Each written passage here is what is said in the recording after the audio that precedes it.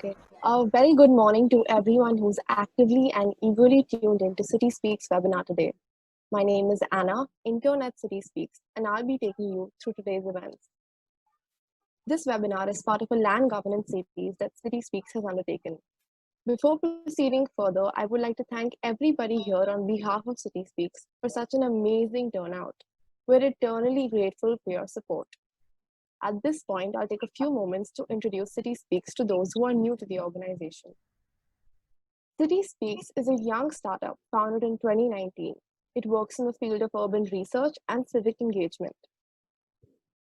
City Speaks is driven by the desire of bridging the asymmetry in information pertaining to small cities in India. City Speaks tests a firm conviction in planning that is participatory, governance that is resilient, and urban spaces that are inclusive. With its primary focus on small cities in India, through its research, City Speaks aims to bring about contextually embedded policies that elicit participative planning, resilient governance, and inclusive and sustainable cities. Today's webinar is very close to our hearts. Teachers are the ones who give us wings to fly.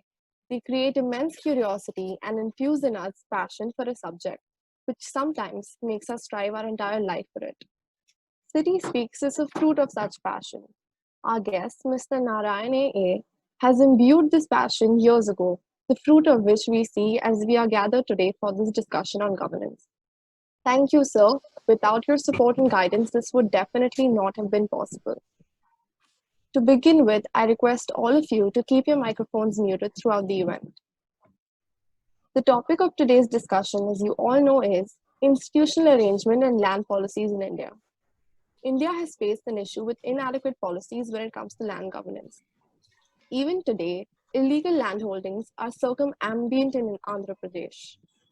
Land mafias and illegal land grabbing makes real estate for a law-abiding citizen a road they do not wish to tread on. Furthermore, the land of today have been institutionalized centuries before, and they haven't been updated to ease the present-day urban challenges. Even the understanding of how minority groups engage with land and land governance must be honed. Placing this as the focal point of our discussion, we seek to address these challenges and help carve a way forward towards a future where we see minimal occurrence of illegal activities pertaining to land and a modern-day effective, effortless legal framework to seek redressal.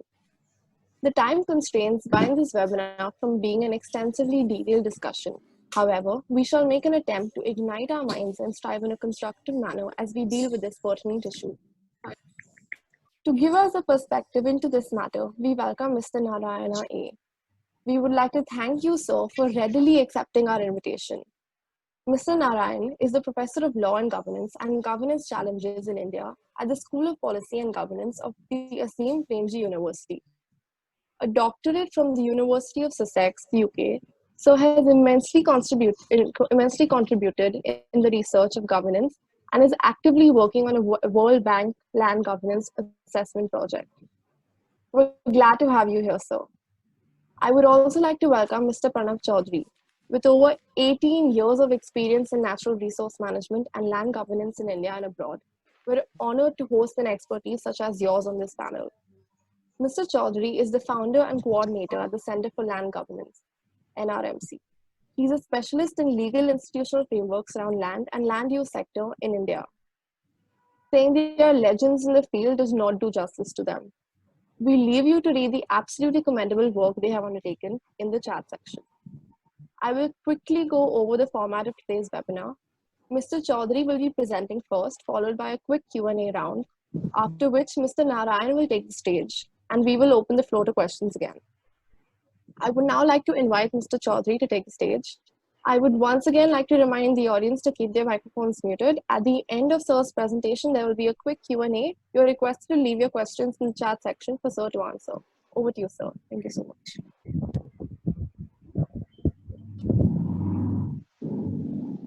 Thank you, Anna. It is a pleasure to be here. I was just looking at the audience. I see some of my teachers and mentors also there. And quite humbling to have many of you, sir. Particularly, I see Binod Kumar, sir, who has, I think, happy to see you, sir. He is retired PCC from Odisha. Neeraj, Professor Neeraj Kumar is also there. Serene from RMIT, Australia.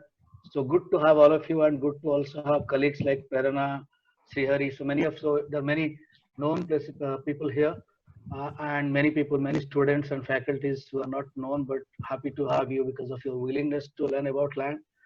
So as land is such a subject, I think it won't be a kind of uh, it won't be kind of um, uh, big blunder to say also. So it not a very rhetoric to say that we are still trying to collect stones.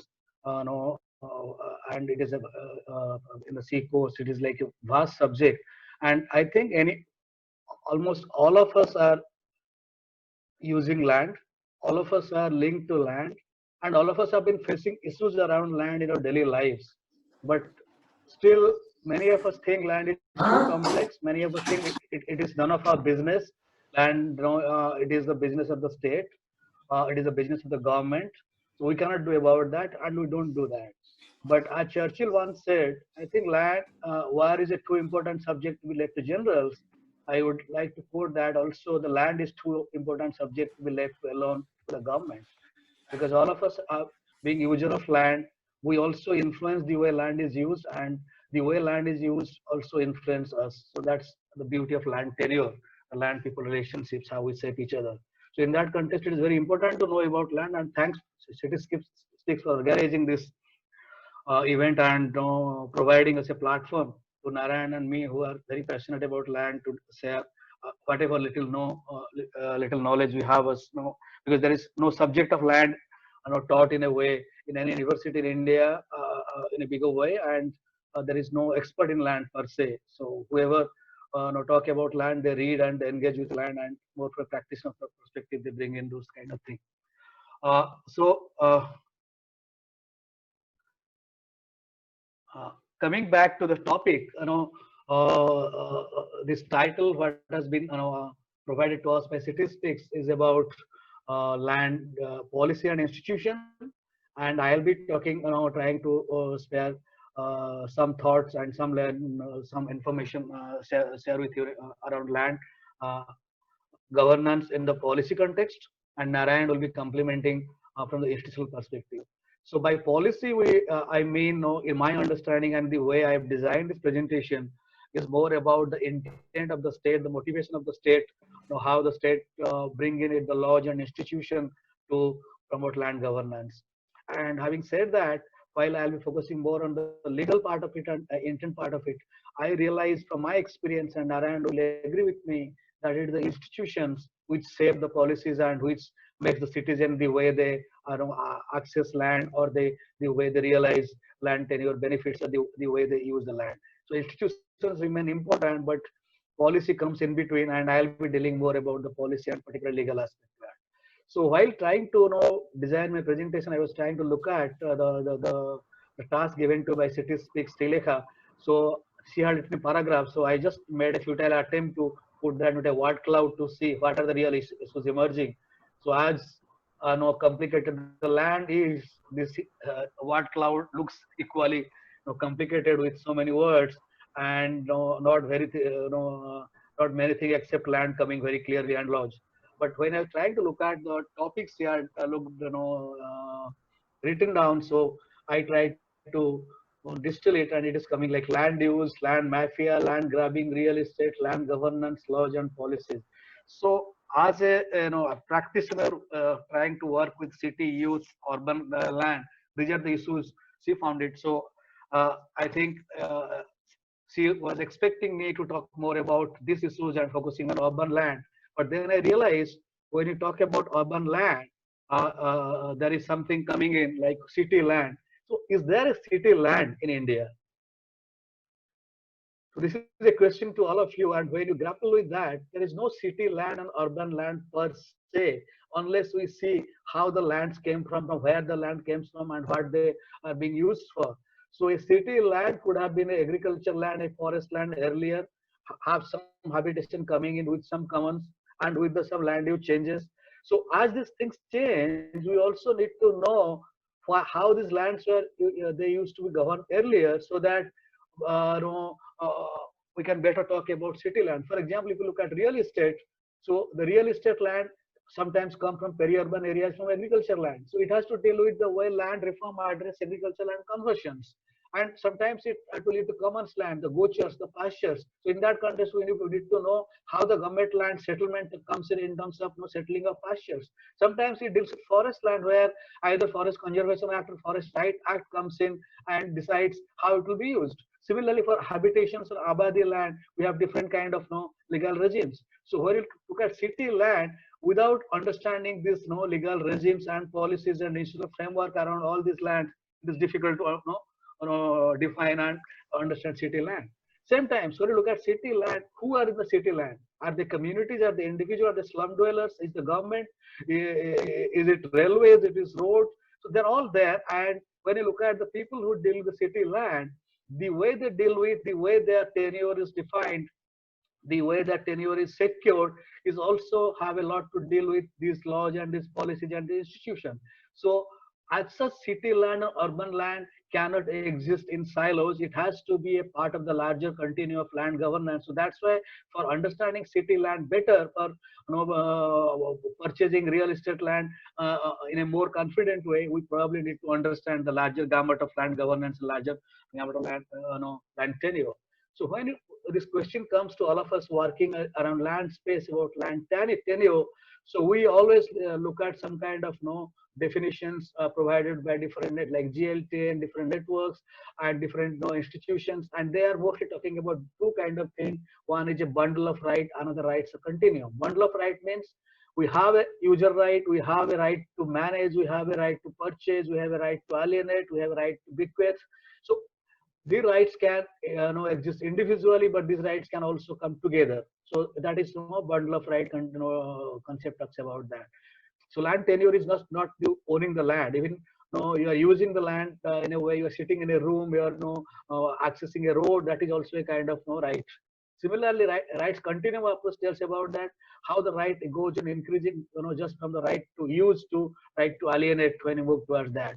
But having said that, sometimes we struggle to see whether the way land is used or land people relations are defined in terms of time, like how much time you use the land, how much land we use, who use the land, who also at the same time share it with us, and what are the kind of use. If you look at these four dimensions, particularly these dimensions vary equally at same space, and they interact with each other. Probably they provide a kind of much complex multi-dimensionality of land, which is now being frequently talked about, and that makes land tenure governance much more difficult, much more complex, because you have to address all these things to some kind of policy and institutional mechanism.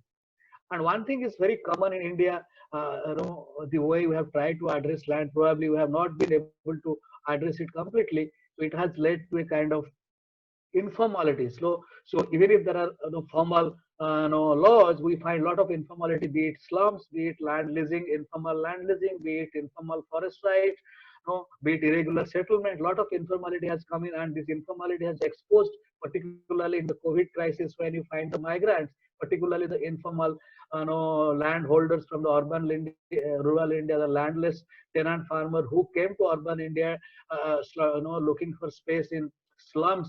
So they were informal, they were having informal tenure in rural India. They came for urban India again with informal tenure, and when the COVID came in, all this informality of their land got exposed with informal labor, and we see a massive chunk of Indian population, almost more than half of it, struggling with informality of land and labor.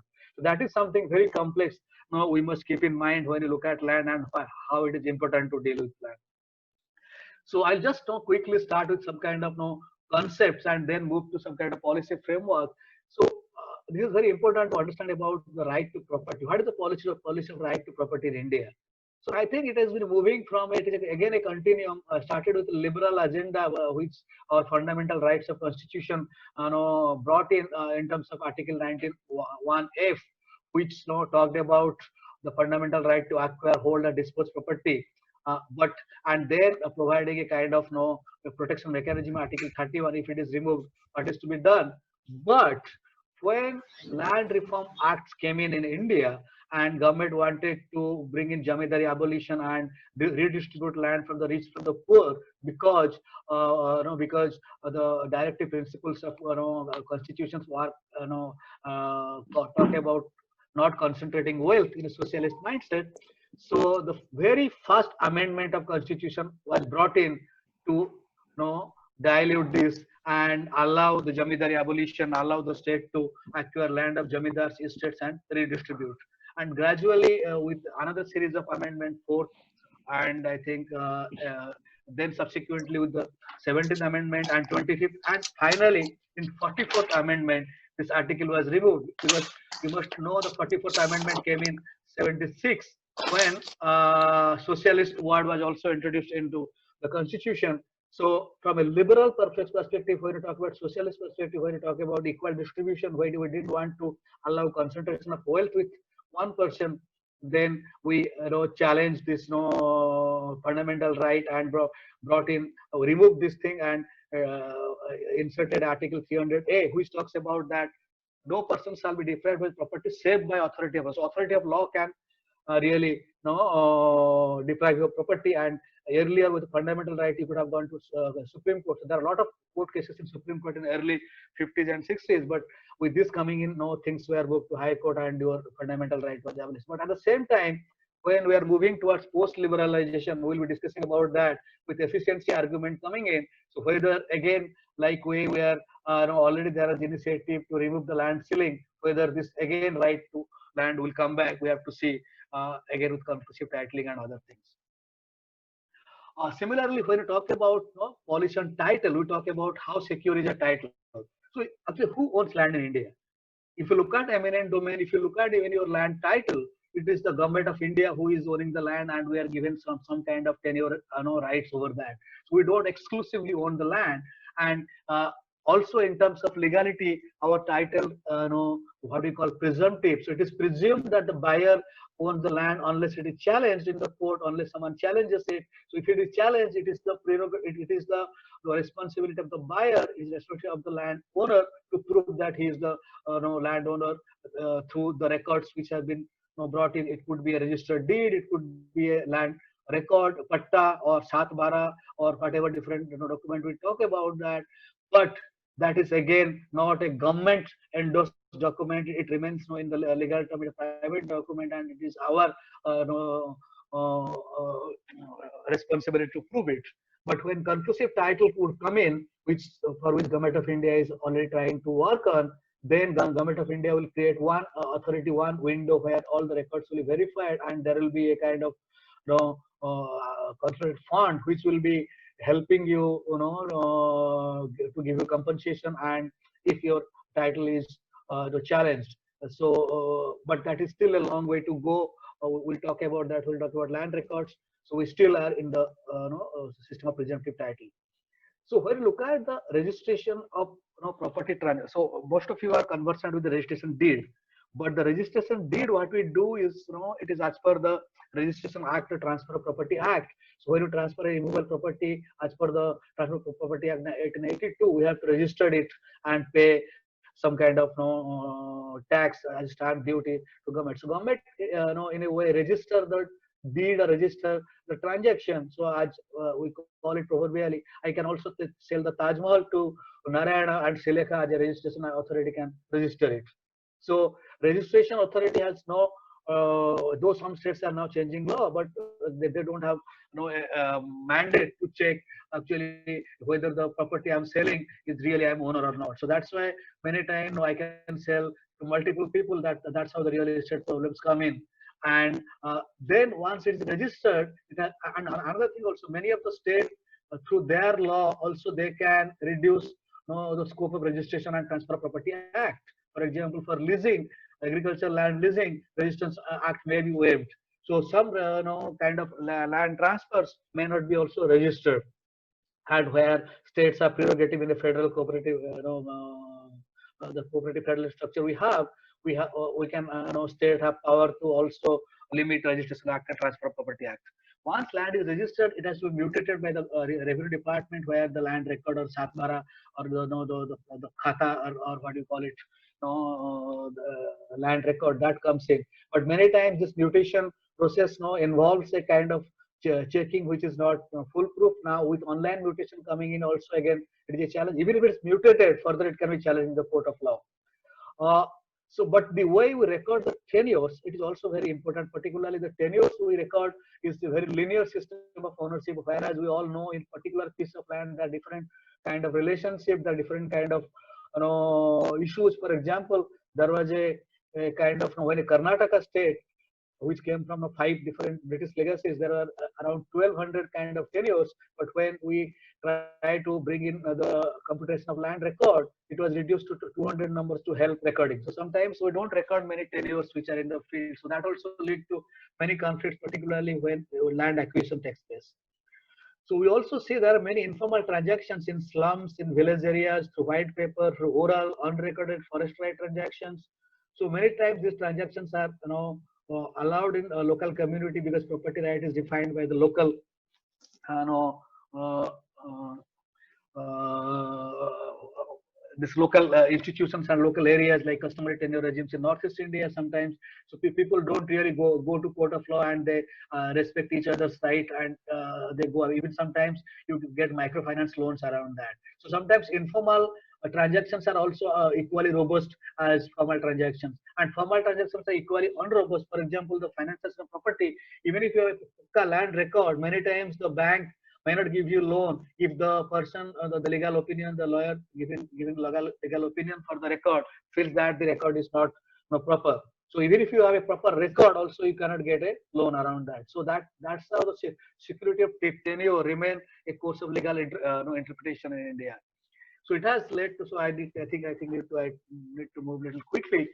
So if you look at the realities, what has happened now, because somehow the law and policy we brought in through British system, through post-British and post-independence as well as post-liberalization, and the land administration system we brought in, somehow we are not able to capture and able to respect the geopolitical diversity, the historical complexities, the biophysical variations around India, and also the socio-cultural regimes. So as a result of which, a lot of informalities have been embedded into our land relations. We have got higher landlessness, we have slums in urban areas, we have informal forest tenures which forest right recognize, we have informal tenancy.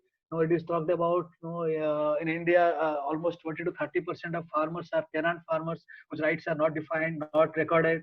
So informality has been a kind of inevitable policy realities. So this is something we also must keep in mind. And there are now also market forces and other institutions coming in which are trying to help formalize to the informality and also respecting the informalities. So we'll move to now quickly to the policy trajectories that has really shaped land relations in India. So quickly coming to the pre-independent, the colonial administration. If you look at the colonial land administration, their major objective was land revenue collection. So at one point of time in, I think, early 1900, mid 1900, 19th century, almost 50% of British revenue was coming from land. So that led to the British administrator, colonial administrator, investing a lot on land administration. But they also did post 1856 1857 Sepoy mutiny. They didn't try to disturb the political orders, and they continued their intermediaries which they brought in with permanent settlement of Cornwallis, the Jamindari systems in eastern and northern India. So they mostly promoted the existing legacy of the princely states and existing land tenure legacies. So that led to a lot of diversities in India's land list. So even within state of Odisha, within state of Karnataka, we have multiple system of land governance, and thanks to the British legacy which perpetuated that to adjust the political equilibrium. So though they were collecting land, the objective was collect tax. So whatever records were prepared, that was for tax purpose. So if you are getting a security of title, it was purely accidental. So bringing security of title was never the concern of British regime. And they also promoted this principle of eminent domain, where the state remained the most powerful in case of land. So what that led to? That led to multiple land revenue legacy. Like Odisha has 3, Karnataka had 4, and a very poor system of land records, and also a very interesting study which our President Nobel laureate Abhijit and others did. And they say even after 150 years of British system, still the districts where there was landlords, jamidars, they performed very poor in terms of health, agriculture, and education. So that is something land is linked to development, that is very clearly present. There's a very interesting study you can find in the net, and this very interesting study which they have looked at a very historical data timeline and established this thing. Post independence, the focus came on primarily because it was socialist ambition of the state. Nehru and Congress was trying to bring in socialism in terms of the production relations, and that's why they were trying to bring in focus on land, particularly a rural focus, agriculture focus, and a focused principle and focus premise on principle of redistribution and equity. So that led to if you look at the clear-cut three things which was part of the land reform in India: Jamidari and intermediary abolition, tenancy reform, giving land to the tillers, and ceiling imposition. So people who are having more land, they are imposing ceiling, the land has to redistribute it. It was followed up in land consolidation to promote agriculture, what we call, like, we have land at different parcels, different places, let's bring them to one place and bring in irrigation, bring in roads, so that agricultural development can take place. Then also tribal protection, particularly the agencies areas where Britishers were providing special protection to tribal areas, they became the Schedule 5 area in mainland and Schedule 6 area in Northeast India, where a lot of protections were provided to tribals in terms of tribal land alienation, and also settling government land in favor of landless people, in favor of certain developments, and also joint titling, trying to give women their land rights. So these are some kind of pro-socialist, pro-equity, redistributive measures. But in spite of that, the powerful people who were the landlords, this social political elite, they were successful in diluting these laws. Most of these land reform laws took a long time to implemented. Odisha brought in land reform law in 1965. By the time it was implemented in 1975, in many states that delays was there and dilution was there, bypasses was there, which allowed people to accumulate land, like in place of a family. So some states are brought in ceiling laws, applicability to individuals, so poor individuals and family could keep in more land.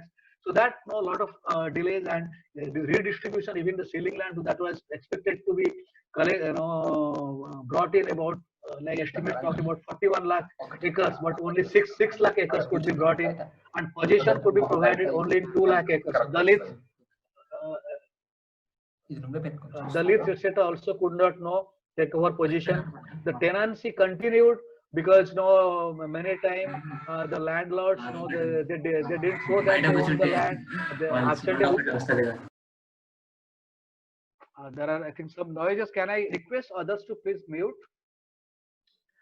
So it led to concealed tenancy because many places this landlord and tenant, they didn't reveal the relationship because landlords were apprehending that due to tenants protection laws, with this 12 years of adverse possession or continuous possession or protected tenancy, the land will go away. So that brought in higher level of informality and concealed tenancy in India. And estimates say about Niti Aayog itself in 2016 estimate about 25 million hectares of land under tenancy, and most of the tenants, 20-25% of farmers were tenants, and most of them are landless and small farmers. Following also increased agricultural land, so about 25 million hectares also fallow land were there in 2016, current fallow and other fallow, because most of the landlords, they didn't they want to give a land to tenants because of the protected tenancy laws, and also to convert the land later and speculate of land price. So landlessness also increased, particularly Dalits were excluded, tribals were excluded, women were excluded, even Dalit exclusion was so much that the very person who wrote our constitution, Dr. Ambedkar, even he instigated Dalits in a rally in Maharashtra to take over government land. So that that kind of social inequity and power inequity continue post-independence. Then post-liberalization, suddenly the whole paradigm changed. More focus came towards urban India, industrial India, efficiency of land use, more competitive. So whole land hierarchy changed. Where in the earlier hierarchy, agriculture land, rural land was the foremost priority. Now urban land, industrial land, competitiveness of land use became the first priority, opening up land markets. So with that, land titling and modernization started being given push, conclusive titling, the record computerization, map digitization, anywhere mutation. So all these things have started. And with that also, the dilution of land reform laws to make land available for most competitive use, like agriculture land for non-agriculture purposes, agriculture land to non-agriculturists. But at the same time, there was some initiative to bring in democratization to 73rd Amendment, where in Article 234G talks about devolving land reform and land consolidation to panchayat. So, but unfortunately, except for West Bengal, who did that before this, or democratization in 70s, no other state had done it. But West Bengal has a distinct advantages because West Bengal is the only state which shows 6 times better performance in land redistribution than other states. But what has happened post-liberalism, in spite of this initiative, is that different states have different progresses. Like recently, NCAR released a land computation index, which talks about states like Madhya Pradesh and Odisha scoring better than Karnataka and Andhra Pradesh, which should have been. So there are different progress in terms of digitization. Resurvey remains unfinished. So most of the records that has been digitized, this particular cadastral map that has been digitized, are pretty old, sometimes 100 years. So you don't really know what has been digitized, garbage in, garbage out. Your even if the cadastral, your textual map, the textual record that would have been computerized maybe in the name of your grandfather. Similarly, the inadequate tenure recording continues because many of the states even they don't record tenancy. So it is very linear relationship. Gender is no gender column in land records. So we don't know how many women own land in India. Whatever information we get only from agriculture census. How many operational holdings are owned by women-headed household. So they receive a very different figure.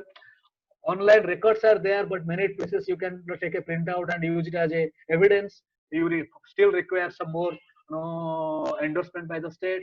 Following has increased because of speculation. A lot of land is people are following the land, they're purchasing. Even agriculturists are buying the land, they're following it, and then to convert it for homestead in peri-urban areas mostly. Post transfer, once the land is transferred to urban or industrial use, whether they're using properly or not, there is no data set. Some analysis by one of our colleagues in case of SEZ tells that about 50% of land of SEZ is not properly used. And I was trying to also analyze the Gini coefficient, how the land is getting distributed in India among these small marginal farmers and big farmers. I found a very interesting evidence. I tried to look at the agricultural census data from 61 to 90 to 2015-16. What I find is that till 1991 there has been a good reduction of Gini coefficient, and the land is getting more equitably distributed post land reform.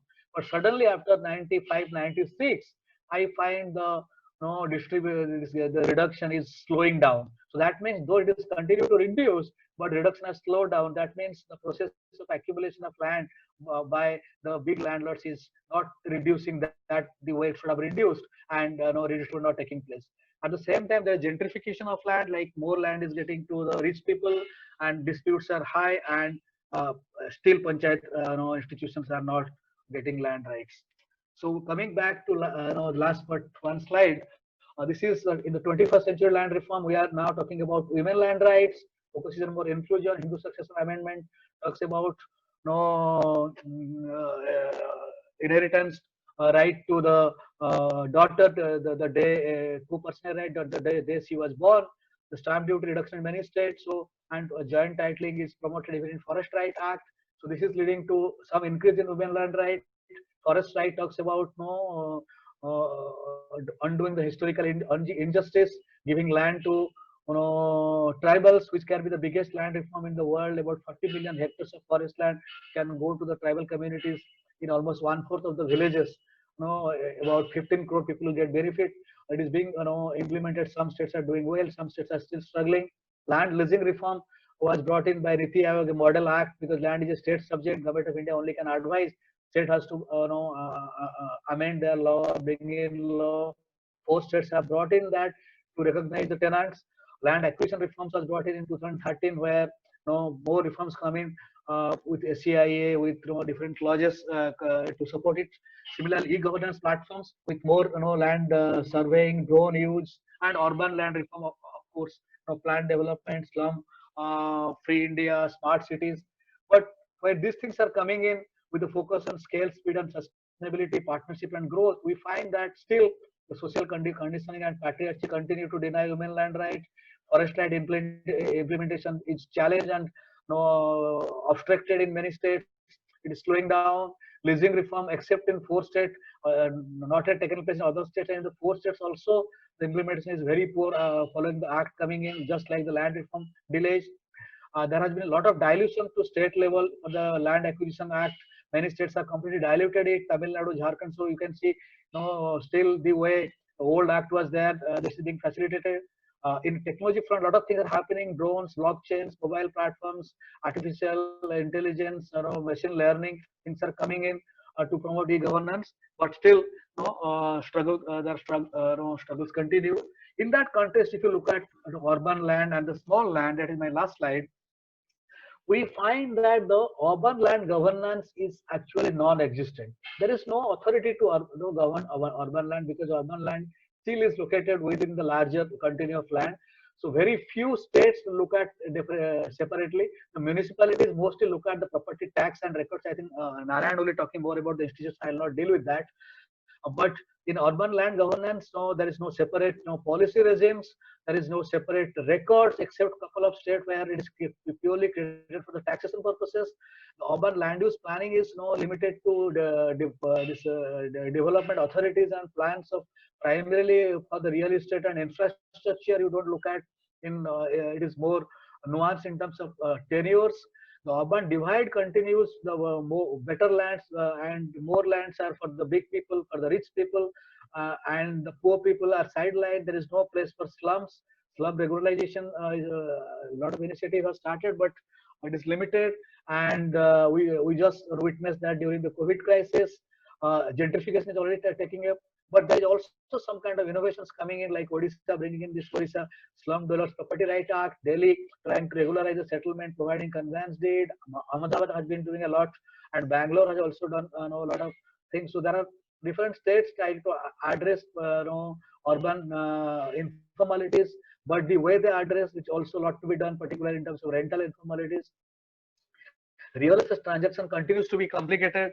So this issue of power of attorney, many of them may be struggling. This power of attorney thing is only should not be used for immovable property. It is for some kind of other uses which is being abused in case of immovable properties from land. Even Supreme Court has 2011 has provided a decision based on which the general power of attorney should not be applicable to the land transactions. But still, we find that based on which taxes are avoided.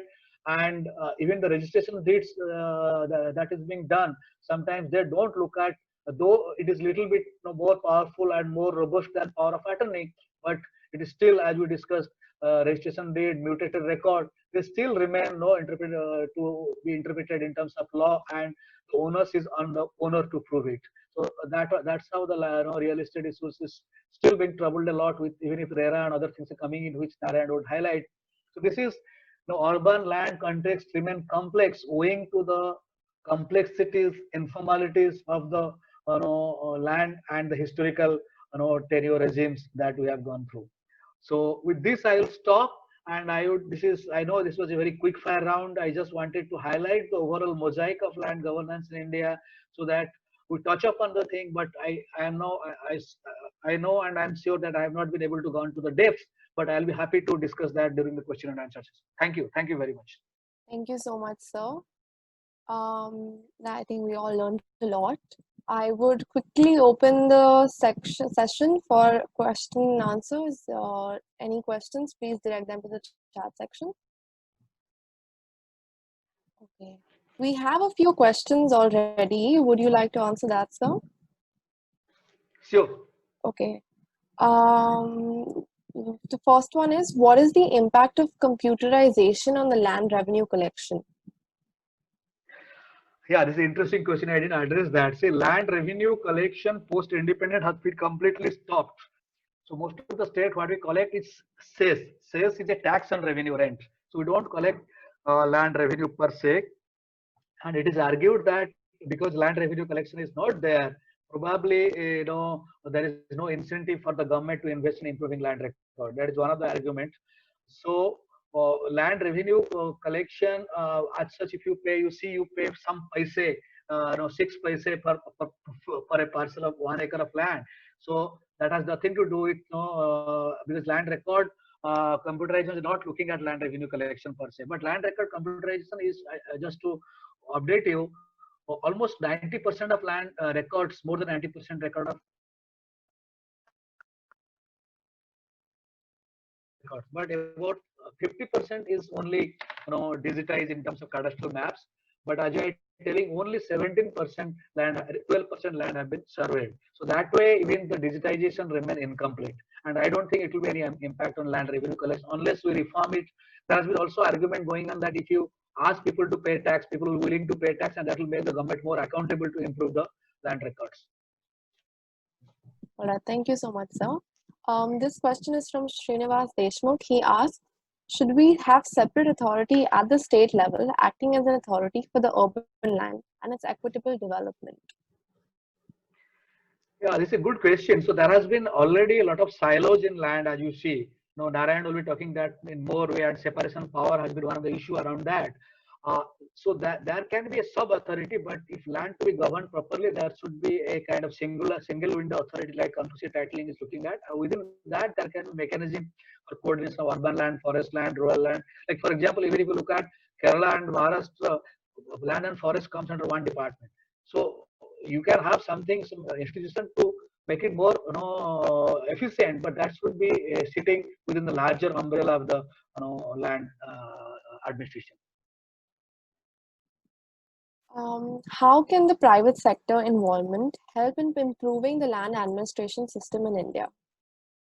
This is a very good question, and I think this is increasingly being argued. Private sector can bring in a lot of things, technology they can bring in investment, they can bring in. See, for example, if you look at survey, so why there is only 17% resurvey in India?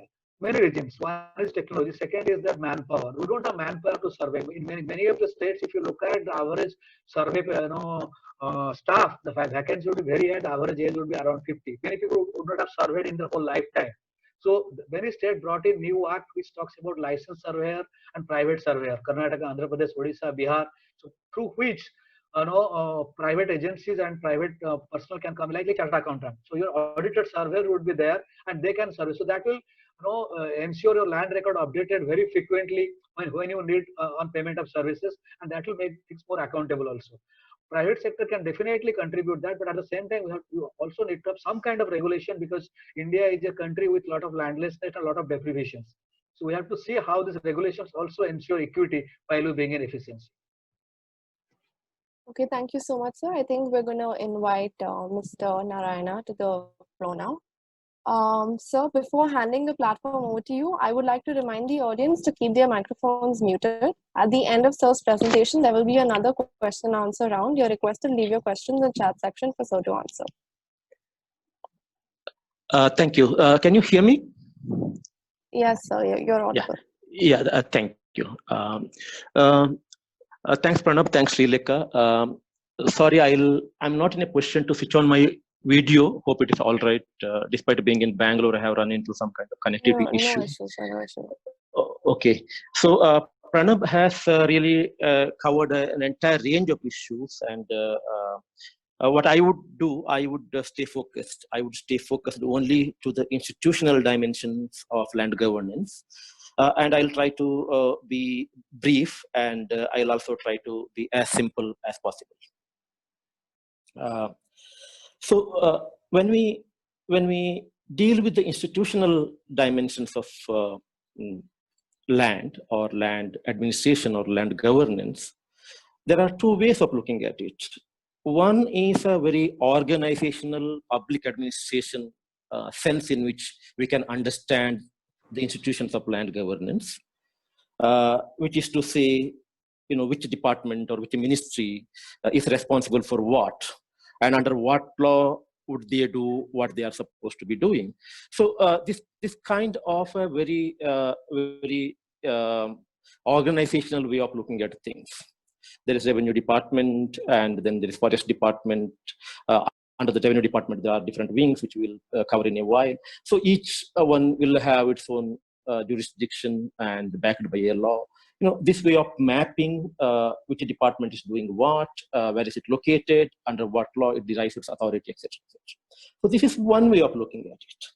The other way of looking at institutions is informed more by institutional economics, which is to say here institutions would mean sort of rules of the game. So formal and informal norms which will inform or determine the kind of decisions being taken in the overall land governance framework. So this is a slightly different way of looking at the institutions influenced by the new institutional economics thinking. So one is an organizational sense, another is a kind of norm sense, normative sense. Now, what I would do, I would not take up one after another. I would rather go back and forth. I would cover both these ways of looking at institutions. And in case there is any clarification required, I think we can do so in the question answer rounds. Notwithstanding that, I think generally, any attempt at understanding the institutional aspects of land governance would begin with the constitutional scheme, saying that Pranab would have said it already, but let me repeat that land is a stateless subject, but certain aspects of land or land governance also fall under the concurrent list and the central list, etc., etc. So that is the way generally we begin. But what makes the institutional landscape very, very interesting and complex is what comes under this larger macro constitutional framework. Now, when we get into that, I think we are really entering into a very difficult terrain, a terrain which is very difficult to traverse rather. Now here, what I would do, I would sort of give you an example and take you through this maze of institutions and the laws and rules and regulations which govern these institutions, just to keep it simple so that you follow it. So let us imagine that you want to buy a piece of land. Now everybody wants to go back to rural areas and start, do some agriculture. So if you decide that, and if you go to a village in India, in any state for that matter, from state to state there will be some variation. But let us assume that you go to a particular state and buy a piece of agricultural land. Although the focus here, Srilekha's idea is to understand more about urban land, but I'll give the example of rural land because it's better to understand the institutional complexities. And whatever applies to rural land scene is more or less is applicable to urban land. There is some difference, as Pranab mentioned, which I'll cover later. Now, if you want to buy a land, and let us assume that you have bought a piece of land, agricultural land, the first thing that you would do is to register it. Now, the way our psychology works is that we are going to register it in our name, in your name, right? So that's what Pranab also said earlier.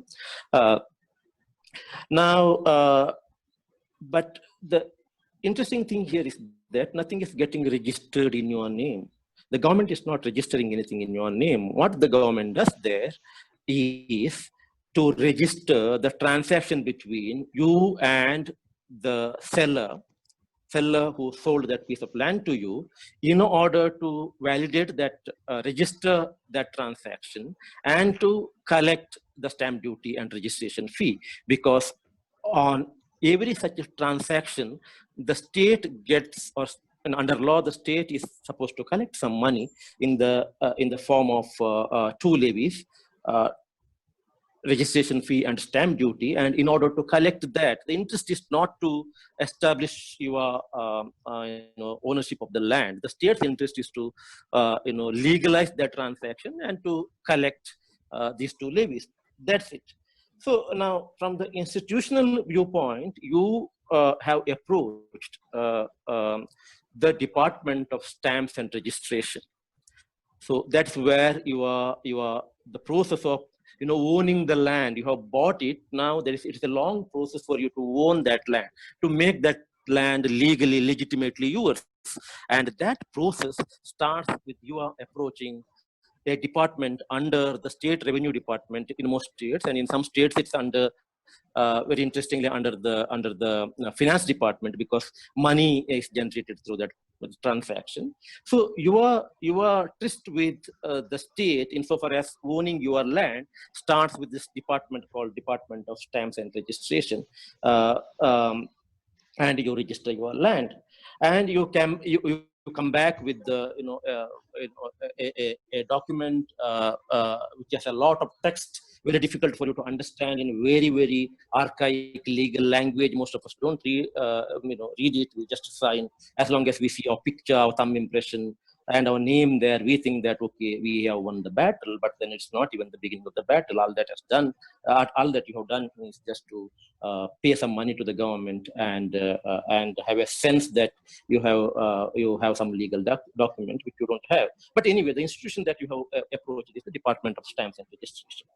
Now, because that is what the registration is all about, you still don't have a record, to show that the piece of land that you have bought is yours, right? Instead, the records that are with the government would still display the name of the seller as the owner. So now, in order to get something, some document which proves, or not proves, at least shows, there's a difference between shows and proves here. It simply shows that you own this land. You have to have a document called RR, Record of Rights. Okay. Now this is called in different states in different names. In Karnataka, it's called RTC, and in Kerala it might be called some other name, and in Tamil Nadu it might be called some other name, and in the north it might be called some other name. But the generic name here is RR, the Record of Rights. So now you have to have the state to create a document called RR in order to show to the world that this land belongs to you. Right? For that, you approach, the last link of the state in the village. He's called Talati, Patwari, Secretary, village secretary, village accountant, etc., etc. So you approach him, and through him you approach the Tahsildar's office, and start the process of creating this RR, which will show the extent of land, your name, etc., etc.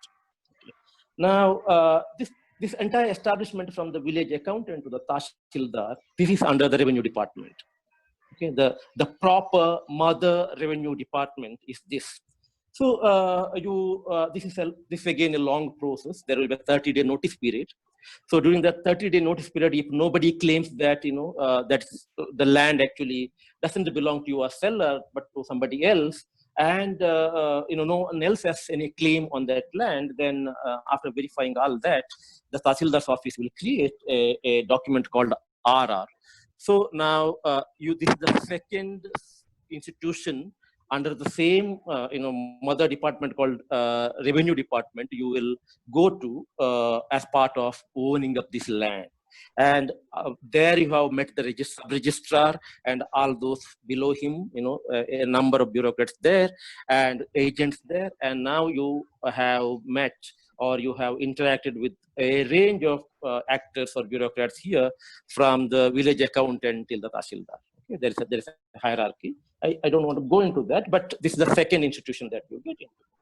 Now, you have something to show textually that this land belongs to you. But then there is another problem, another hurdle to be crossed.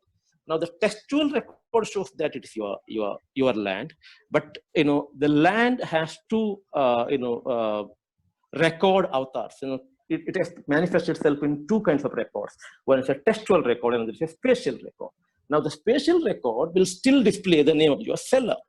So you have to now get the spatial record, or what is called a cadaster, changed in your name. And for that, you have to approach another department. This department is called the Department of Land Records, Survey and Settlement. And in most of the cities, this is the department which is very difficult to even search because it is so archaic. Hey! Somebody is threatening me? Hello, am I audible? Yeah, sorry, sir. Okay, so, I'm not sure what that was.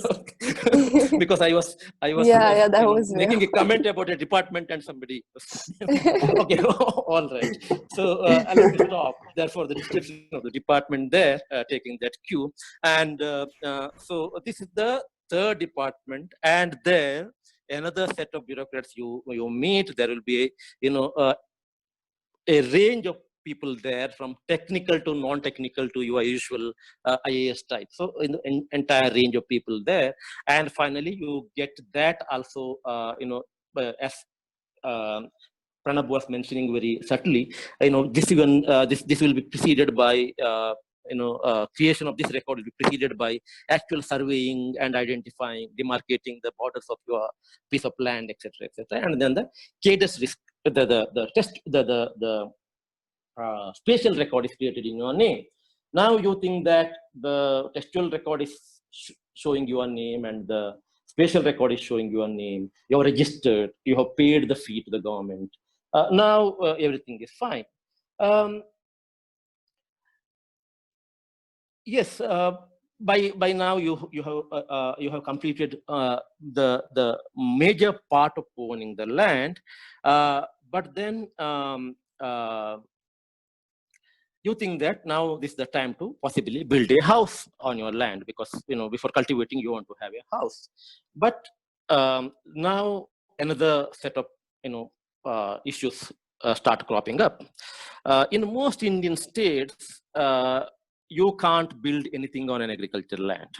Okay, if the land is identified as agricultural land, you can't build anything unless you get the land converted into your name. Now, the land is in your land record show that it is yours.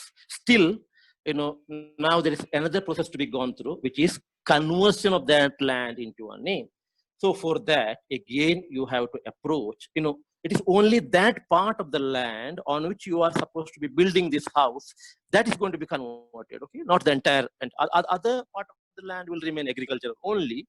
So it's adding one more layer of complexity into the picture. So that part on which you propose to build the house is supposed to be converted. And for that part, you have to approach the revenue department again. Now the process starts with the talati or the village accountant, as it started with the creation of RR, but the RR process ended with the Tashildar. Now this one will not end with the Tashildar. It will go 2 levels above that, and it will be rather authenticated, or final approval authority here is the deputy commissioner, the district collector. So the same department you go through, the same process, same application process, same documentation process you go through to get that bit converted, and for that you pay another prescribed amount of fee, and then there is again a 30-day window there for to call for objections, etc. If nobody objects the conversion of that part of land, then hopefully, if your stars look bright, or if you are fortunate enough, it will happen in 30 days, or you may have to wait for an indefinite period of time. It's really indefinite. We do not know, and you know what to do, make the indefinite definite in India. So. So you go through this entire process, and finally, let us assume that you got it converted. Now, some states have prescribed, following complaints after complaints, that this is really getting too difficult. Some states have made it simpler by simply, by saying that, okay, you wait for 30 days. Within 30 days, if it doesn't happen for certain kind of purposes, you deem that it has been converted or something like that. We will not have time to get into all those kind of variations here. Okay, now you want to build a house, let us say, and you also have got the house built. Now another set of complications begin here. What is the complication? Now, after you convert the land and build the house, now that bit of land which has been converted, on which you have put up a building, which is your house, now that no longer is under the management of the revenue department. Now that bit of the land in the larger, portion, larger site, or if you have 1 acre, in the 1 acre, 10 cents you are used to build the house, that 10 cents will no longer belong to the revenue department. Of course, it belongs to in a way, but then it is no longer going to be managed. Its records are not going to be maintained any longer by the revenue department. Where does it go? It goes to your rural local body. If it is a rural area, then the panchayats. Now the panchayats come into the picture. Now in order for you to feel that you are the legitimate owner of the house that you have built, you should have paid the property tax to the local body, and for that you have to approach the local body to open what is called a khata. A khata is the account that you hold with the local body to pay the property tax. It is not land tax; it's property tax. Now that is the other document that you have to have. And now this is the entire. If you see the entire range here of owning this land and building your house there, you have started with the registration department, and then you went to the main department of revenue, and then you went to the Department of Land Records and Survey and Settlement, and then you went to the Revenue Department again for conversion. And now you, to feel that you are the real owner and you're the legitimate owner, because unless you pay the tax, you are not supposed to, there are many problems in case you ignore the local body there. So you have to go to the local body and open something called a khata there. Okay. Now, in the case of urban land, what is called RR is not there. Okay. Something of an equivalent of RR is not there. All that you have is an equivalent of khata, which you have to open in the urban local body. Okay. Anyway, so that is one part. Now, what is the story so far here? The story so far here is that you have to deal with a range of institutions, and the time involved to get all these things sorted out will be anywhere between 2 months to 2 years to any number of years. So, and it is not an easy task to be approaching these departments and these authorities. Certainly not an enjoyable experience, and nobody wants to do that. And most people, what they do, they approach these people through agents. The informality comes into picture here, and spend a lot of money. When I say money, it is not the legally prescribed money. A lot of money to speed up the process and to ensure that no further hurdle is put in the way. In most cases, the talatis themselves act as agents, and in some places there are not recognized but identified agents to do this kind of work with the revenue department. Now, till now, you can grumble. You can say that there has been delay, there is corruption, etc., but it's still not a nightmarish experience. And we know that this is the way we generally deal with the Indian state for anything, right? Here, because there are many departments involved, and there is overlapping of jurisdiction, and nothing is clear. Sometimes it might result in delay and spending a lot of time and money. So to that extent, you can understand. But then there are certain nightmarish possibilities involving this. It need not happen in everybody's case, but the fact that there is a possibility of such a thing happening is interesting. No, it's not just interesting. It is something to be addressed and to be corrected. That's where the reforms in the future should focus, in addition to simplifying, or speeding up the things that I have already mentioned. Now, what are these possibilities? Now, you have built your house. You thought that with the khata having been opened in your local body, everything is fine. But one fine morning, somebody might appear from the forest department and tell you that, look here, you are not supposed to be here. This is not actually the land civilians can, anybody can purchase. This is the forest department land. Then you tell him that, no, I have registered it. The government authority have registered it in my name, and another government authority, the most powerful department called Revenue Department, has given me the RR. They will say nothing doing. So your Revenue Department may be very powerful, but we don't care. This land, according to our records, is ours. You can do whatever you want to. And now you run into the registration department and ask them, why this happened. and they'll tell you that we are not responsible. You brought us a valid transaction, you registered for it, registered it. You go to Tahsildar's office, and Tahsildar's office will tell you that in our record, it is our land, and therefore you are, within your legal limits to buy it, and we can't do anything else. And what are the options for you now? Interestingly here, the records that you have are genuine. At the same time, the records that the forest department has got is also genuine.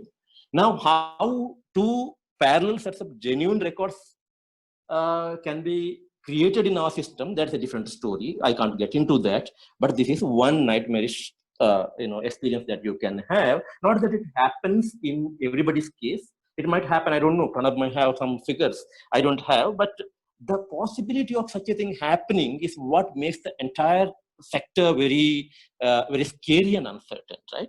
So, should that happen, the only possibility for you is to go to the court. If you don't, because if you go to the court, then you know what happens. It will be a long drawn process. Now, in this long drawn process, what happens, I'll come to that later. But if you don't want to go to the court, you know what can be done in Indian context. Okay, so that's not an easy option, but an available option. Now, this is one nightmarish scenario. What is the other nightmarish scenario? At least in this case, the forest department has come to you, so therefore, it might not be a big issue. You can sort of deal with them, but they'll be at least, they have to act legally. They can't be, too rude with you, or they cannot be doing anything outside the bounds of the law. But one day, there's another possibility where some private individuals might appear there and tell you that, look here, this land you were not supposed to have purchased in the first place, because this is PTCL land. What is PTCL land?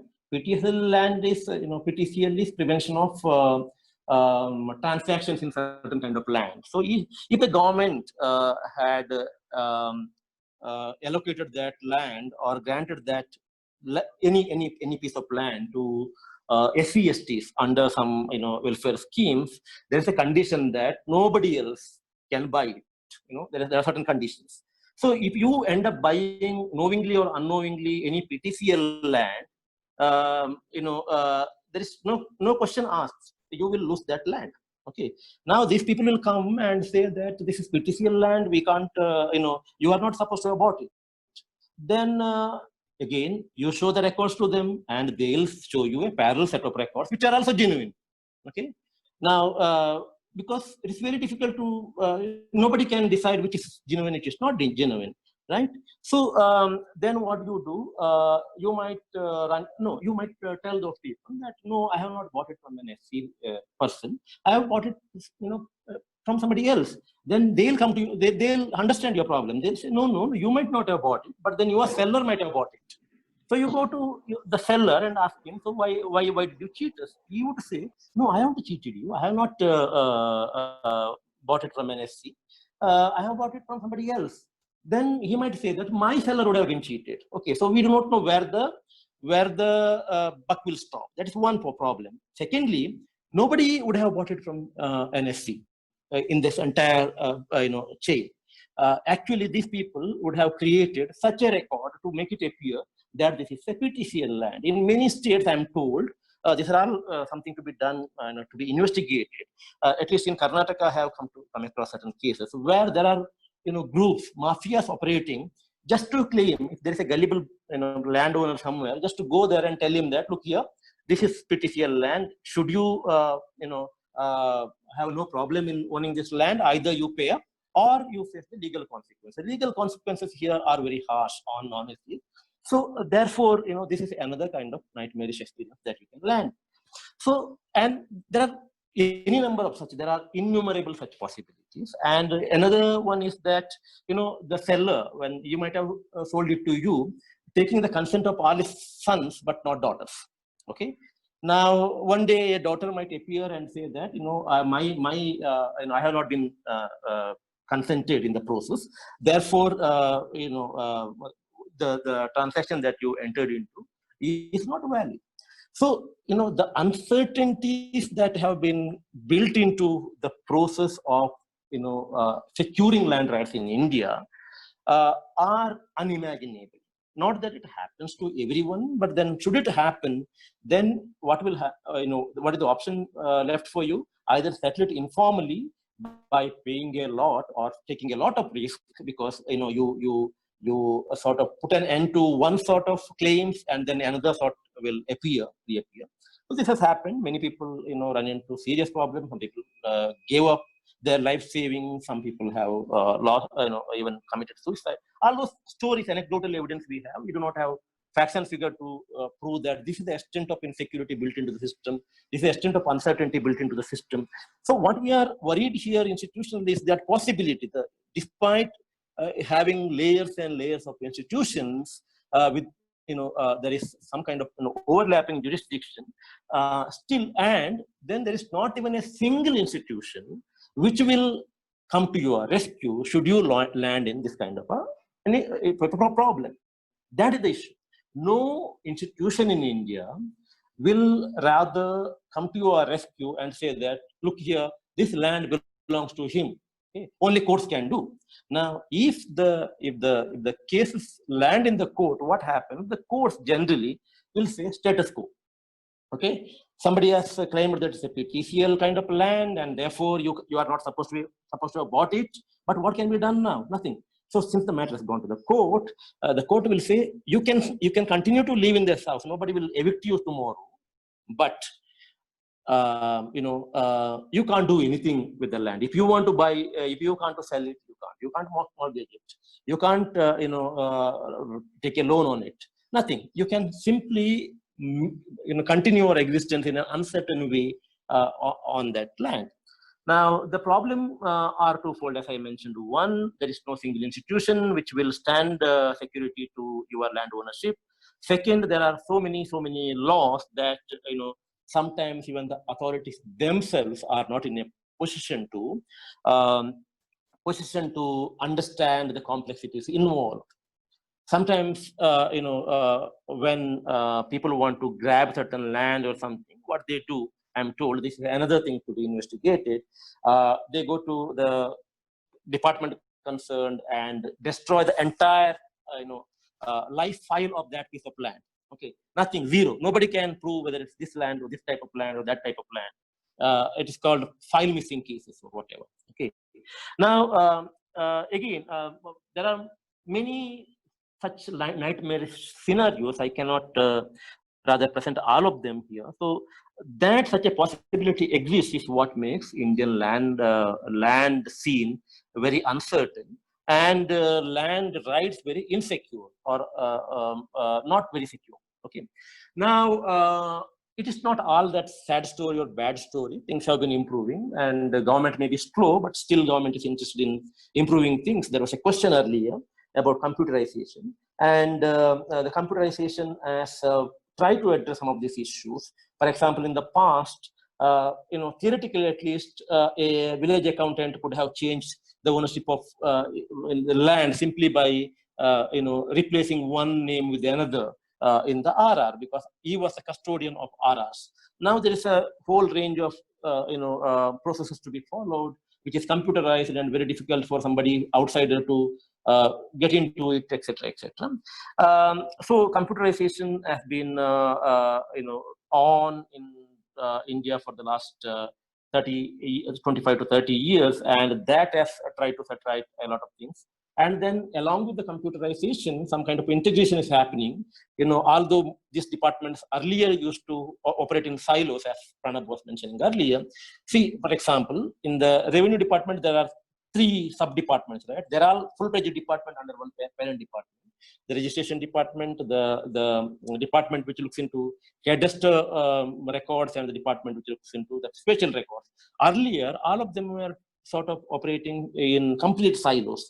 Now, in certain states at least, that scenario which Pranab tried to picturize earlier, that Taj Mahal can be registered in Sri Lanka's name or my name, some states have taken some kind of preventive steps.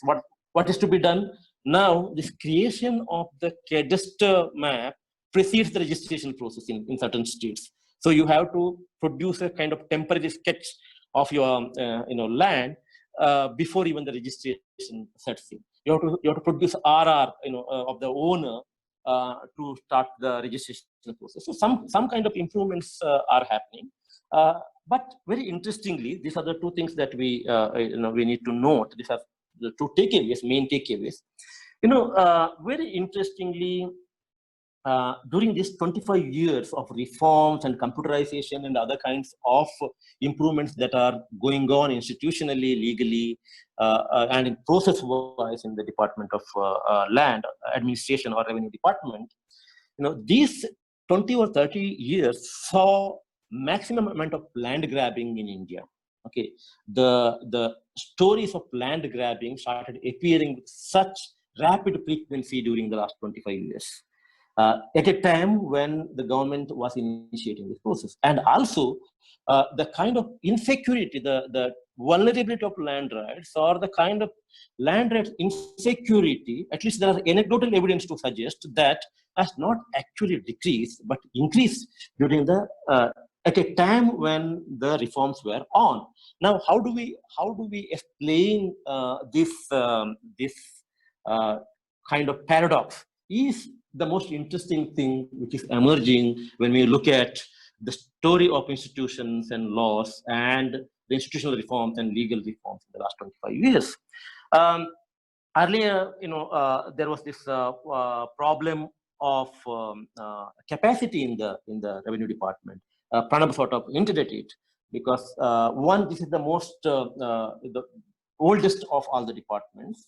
At one time, it had its glory, and now because it doesn't earn any revenue for the, that land revenue is no longer a means of revenue for the government. This department and its improvement has not been the priority for many governments. That's why it takes 30 years for even the computerization to reach a logical end. Right. So there is a first dimension to this problem, this capacity problem. This is the last point that I'm making. In addition to the two other issues, paradoxes that I highlighted, this is a third one. This is the time when everybody is talking about your capacity building and strengthening the government organizations, etc., etc. But unfortunately, in the case of Revenue Department, even the existing capacity has got weakened during this period for two reasons. One, the government recruitment is in doldrums these days. Neither the state administrative service recruitment takes place regularly, nor do the states recruit regularly the clerical cadres, SDA, FDA kind of cadres, even surveyors for that matter. And this has resulted in two things. One, because of the irregularity in the appointment of lower level cadres, in order to bridge the gap there, the state is hiring people on contractual basis. Okay, and in order to in order to fill the shortage that is at the higher level because of the delay or irregularity in the appointment to the state administrative service, okay, your tahsildars, your assistant commissioners, etc. People from other departments are drafted to occupy this post. Now, what is the result of this? The result of this is something very interesting, which is over the years, there was a kind of learning taking place, teaching learning taking place in the department, which is, this is a very complex matter, land records administration, understanding the complexities of land law, etc., etc. There is no formal training here. Even if there was formal training, that training was not in a very great shape. So, the juniors will learn from the seniors. Okay, the lower cadres will learn from the higher cadres, and the state administrative service officers will be there anyway for a very short duration, and they will learn from the lower cadres. So there was some kind of very organic learning process to understand the complexity of the system happening in the department. Now, because of this contractual system of appointment, and because of the irregularity in the appointment to the tahsildars cadres and assistant commissioners cadres, etc., etc., basically the state administrative service cadres, this learning chain in the department has broken. That is another reason why you approach anyone in the hierarchy, nobody will have a clear picture of how to address your problem should you run into a problem. Okay. So, I have just given you a kind of snapshot of what is happening institutionally in the land governance in India. One of our resource persons, regular resource person, a very senior officer from government of Telangana now, earlier Andhra Pradesh. He retired as additional chief secretary, and he was the commissioner of land registration, etc. So he has this very interesting story to narrate every time he speaks about, because he's one of the advocates for the absolute land titling system that Pranab sort of presented before you earlier, which is in a way is the final solution, or the solution for all these problems, right? So that particular officer, he bought a flat in Hyderabad, and for that he secured a loan from a nationalized bank. And the bank, before granting him the loan, sort of verified the legality of all the documents, that the land on which the flat was built and the way the flat was built, everything was pakka, everything was legal. And the then legal advisor to the bank said that land, he could be given the loan, and he took the loan and he owned the flat.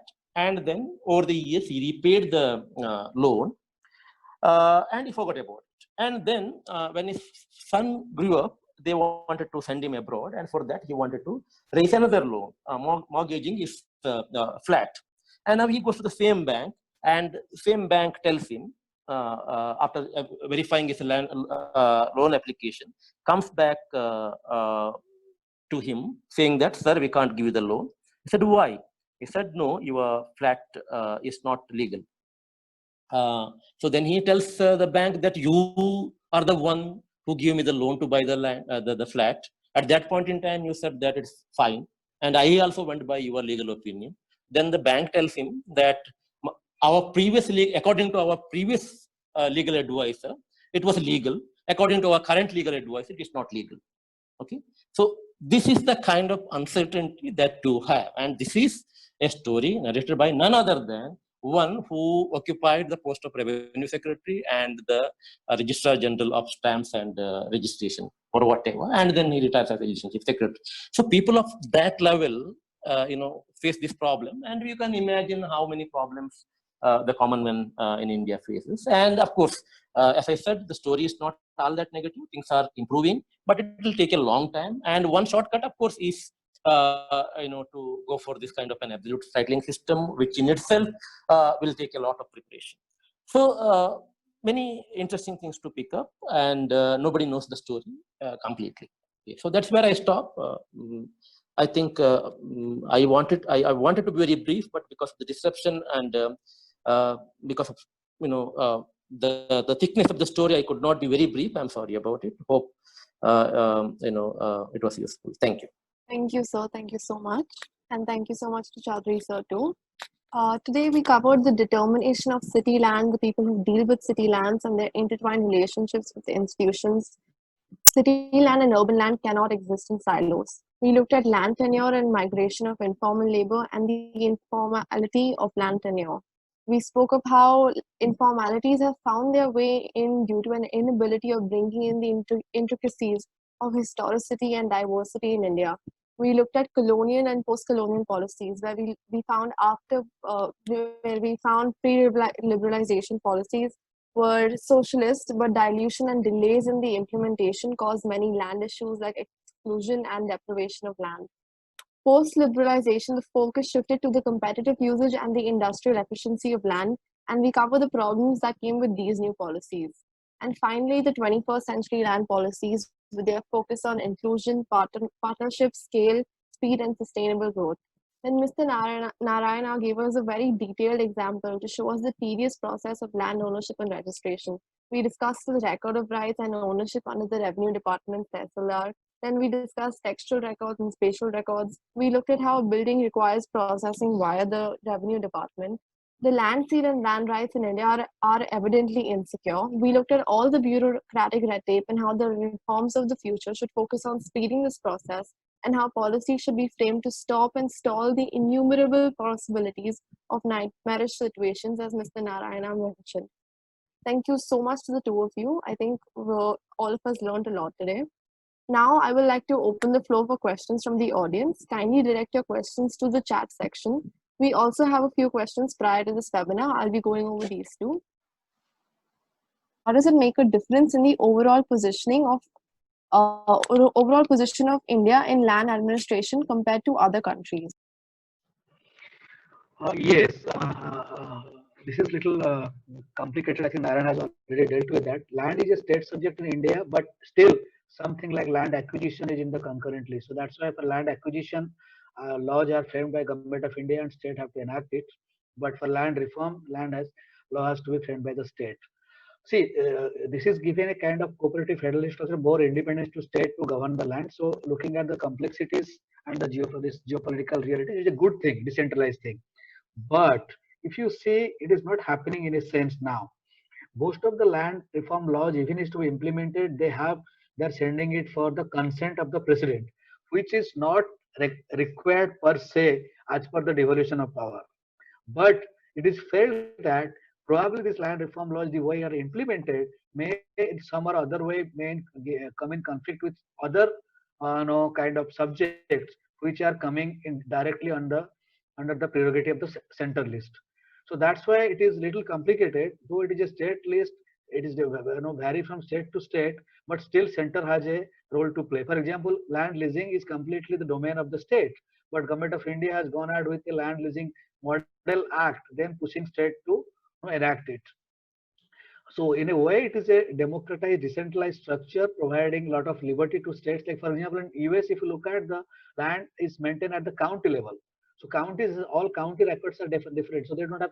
So in a way, it provides a kind of operational efficiency, decentralization. But at the same time, it also makes things difficult. For example, land records are all decentralized in local language in different states where they maintained differently. So you cannot really, even if it is supported by Government of India, Digital India Land Records Program, you cannot have a a singular source of record where everything can be validated. There are its own challenges and limitations. Okay, thank you so much, sir. This is to the both of you. This is from Srijan Rai. What are the major problems in the current policy of leasing land in India, particularly in the case of leasing land owned by the government? Pranab, would you want to take this question? Yeah, I can take it. See, the leasing policy, I think your question is little more towards, I'm not sure for agricultural land use or urban land use. If you look at leasing issues, the issue I talk about was mostly agricultural land leasing or private land to other individuals. Government land leasing is given for two, like government land is used for private purposes for two kind of thing, where one is comes under different states have this Government Land Settlement Act, or there are many states have this Prevention of Land Encroachment Act, which regularizes the government land position of landless people and settle the land in their favor. That is complete land right, where usual joint titling is given. Sometimes also government purchase land to give to people. The thing probably you are looking at is government land lease for industry or urban areas. So there is a provision where based on the purpose you are asking for and availability of land, so government can give you 99-year leases for different purposes. So they are specific to certain purposes and specific to locations and depending on the availability of land. So states have different policies around that, and mostly most states for industrialization encourage, and particularly around some clusters.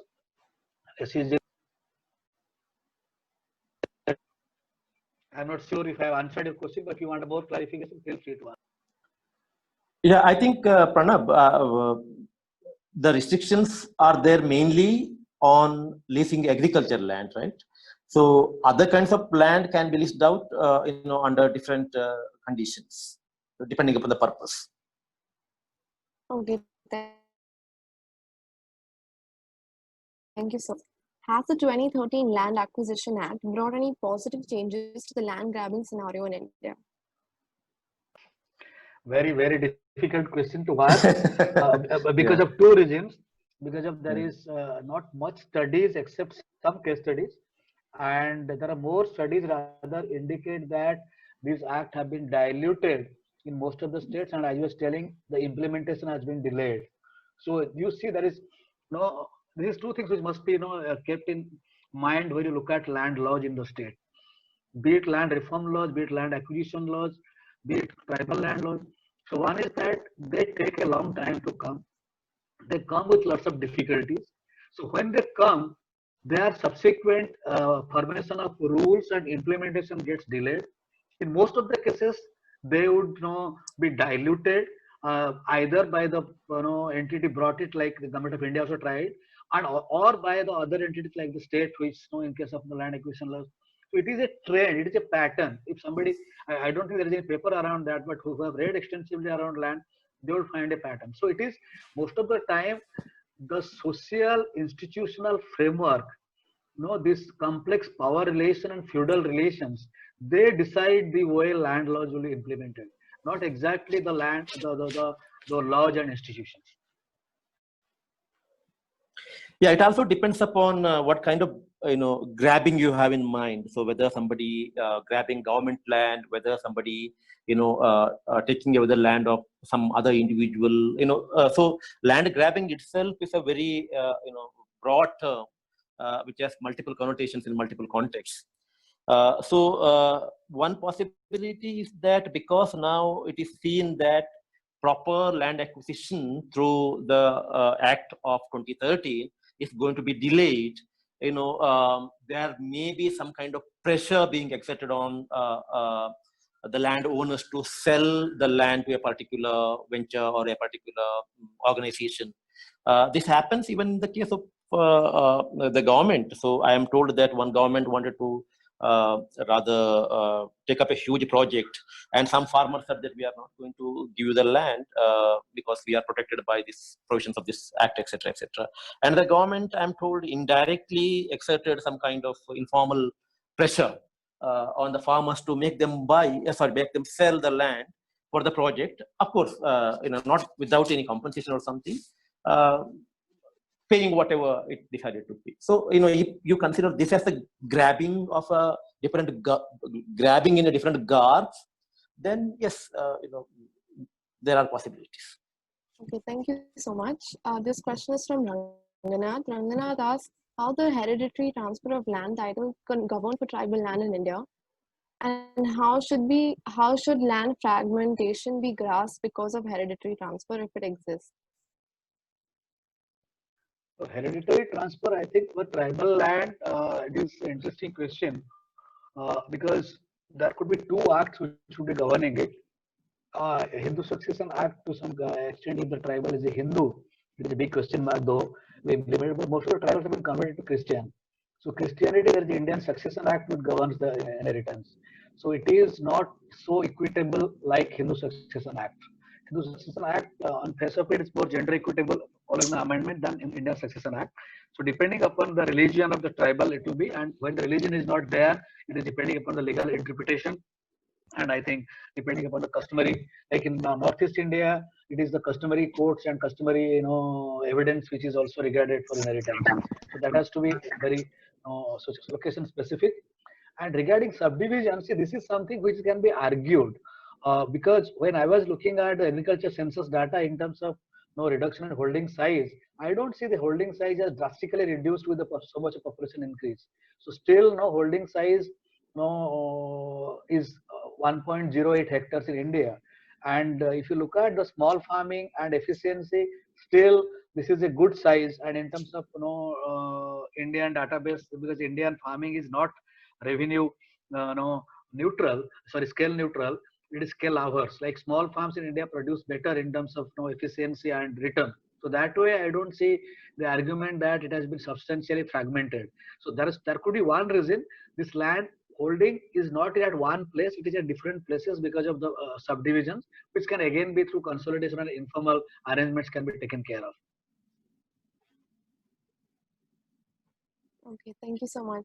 So, Ms. Narayana, would you like to take two? No, I think I have nothing to add there. Okay. So Pranab has already covered it. All right.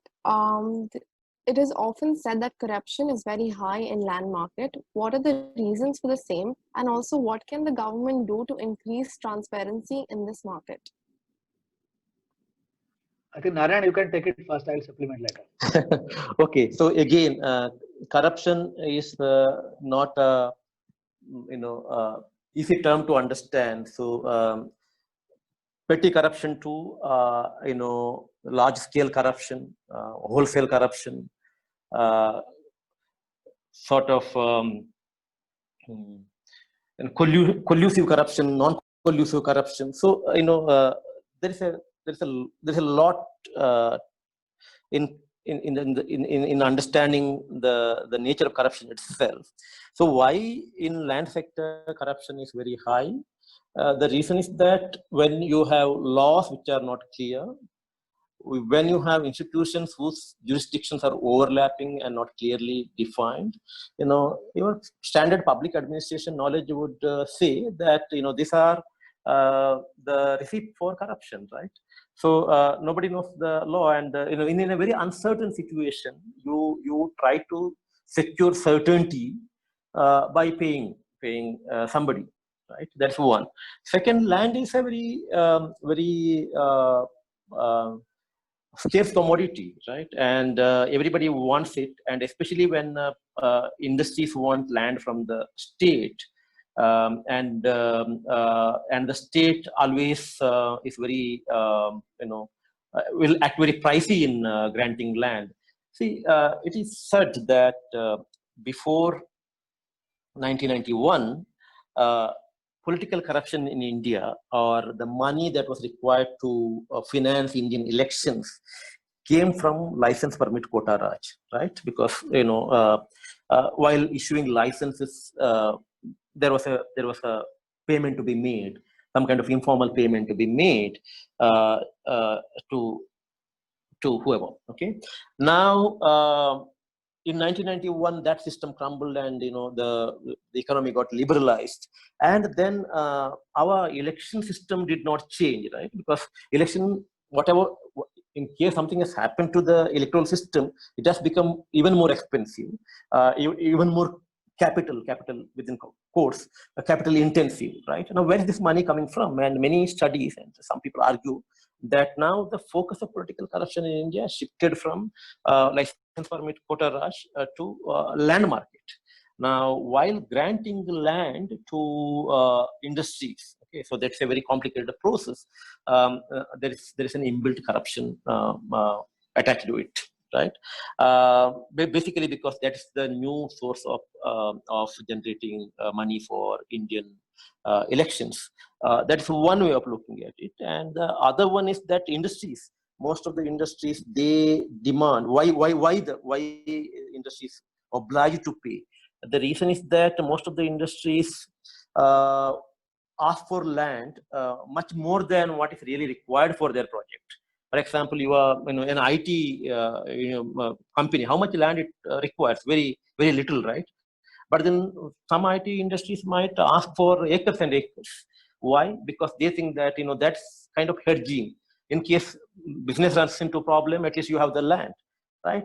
But the state knows it while granting such huge amount of land to an industry which actually doesn't require so much of land. The state knows that the promoters are asking for more land than required, but then they oblige on certain considerations. So there are certain this kind of collusions happening everywhere because land is a scarce commodity and precious commodity. Yeah, so these are some of the reasons why corruption continues to exist. And then petty corruption in issuing corruption that happens at the stage of issuing land records or preparing land records, etc. That's a very complicated, multi-layered story. So computerization has put an end to some sort of corruption. For example, during the time before computerization of RTC issual, your village accountant used to collect 10 rupees or 50 rupees or 200 rupees for one for issuing a copy of RTC. Now you have to go to a computerized kiosk where you have to stand up stand in a queue to collect your RTC, and therefore it's very unlikely that people will have to pay a small amount of bribe to get their copies of RTC. So there it has come to an end. But at the same time, there is another, that computerization process also involved, changing your land record. For example, you want to make some changes in your land record, the kind of situation that I explained earlier. It is called a mutation, right? So the mutation process has also been computerized, but then in mutation, several studies have shown in the mutation process, corruption has not come down because, because it only made the process more complicated, and power stay with a certain kind of bureaucrats, and they are extracting rent using or abusing their power. Okay, so that's a very long story. So this much I can present briefly. Pranav sir, would you like to answer this too? Already, I think he has done a very long answer, so I don't know. Okay, great. Okay, so this question is from Sneha again. She asks, is conclusive titling a solution to the registration problem? Yeah, this is Pranav's question. Conclusive titling is one of the approach, not to registration problem. I think problem of whole ownership, titling, corruption, financialization. So but issue is that this is still a long way to go. Though government of even there is also a lot of delays in the same process, because it was like first raised in 1990s. In 2011, even the Department of Land Record brought in a model titling act. Again, it was delayed. Recently, Government of India has again started a conclusive titling committee. Niti Aayog has drafted a model act. We have to see. So conclusive titling, at couple of things I think let me highlight it. One is that before conclusive titling come in, your record has to be proper. What is proper record? Updated. One is called mirror principle. Mirror principle means this textual record, which Narayan discussed in depth, and spatial record, as well as the actual scenario on the ground. These three things should mirror each other. That means at any point of time, your record is, all records are updated as per the ground scenario. The current owner is reflected there, the current parcel size is reflected there. And also second principle is called cotton principle. Cotton means whatever past transaction have been made, they will be null and void. So like Narayan giving the example of the this PTCL, you need not go on searching for 30 years of encumbrance applying at the government who are the landowners. So the last transaction makes all the past transactions null and void. So you don't worry about that. Apart from that, Government of India will bring in a consolidated fund which will give the insurance. If there is any challenge, they will back it up. There will be tribunal to address it faster. And also, we are discussing there will be a single window where institution will deal with all land, so that these complications will not be there. So this is a positive way, but there are also critics who look at why it will not be possible. There are critics also who talk about deed title is a better one. It's a long debate we can discuss later, but this is the way conclusive titling looked at as a kind of panacea to reduce corruption and make land market perform better. Okay. One second. So this, why is the controversial section 22A of Registration Act only valid in few states? Is it even needed at all?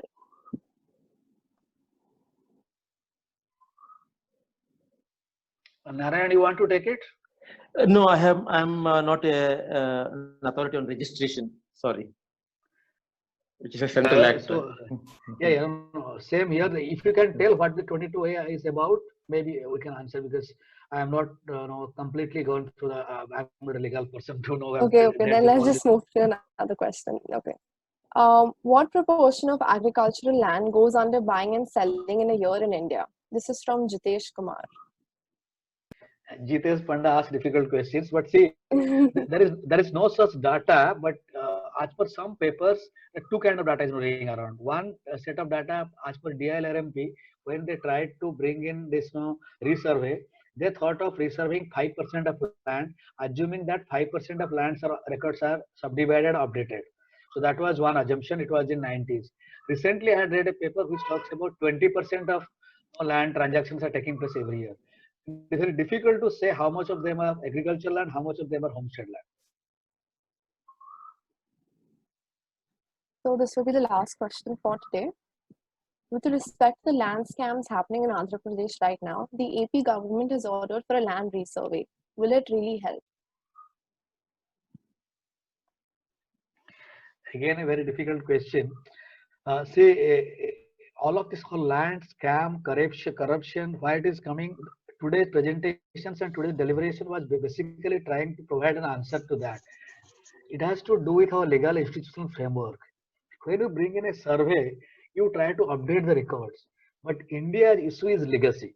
If you look at why I discussed about colonial system, why I talked about this informalities, something that is embedded in our land relations, embedded in our land legal institutional framework.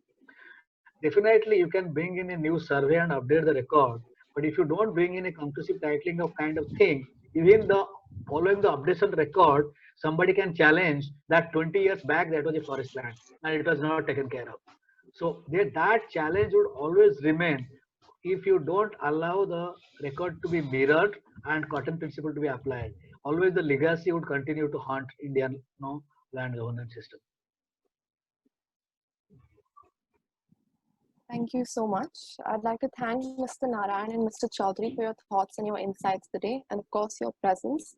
This wouldn't have been possible without the two of you. I quite enjoyed the engaging and interactive presentations you put up, as I'm sure the audience did too. I'd like to thank the audience for their support and participation in this discussion. The turnout has been absolutely amazing, and I hope it continues to grow in this manner for future events as well. I also hope the City Speaks family continues to grow. Do take a look at the work both our speakers have undertaken. Be sure to visit the City Speaks website, Instagram, Facebook, YouTube, and LinkedIn for more on land governance. With that, I'd like to conclude this webinar. Once again, thank you everyone. Good night, good afternoon, and goodbye. Okay. Have a good day. Thank you. Thank you. Thank you very much.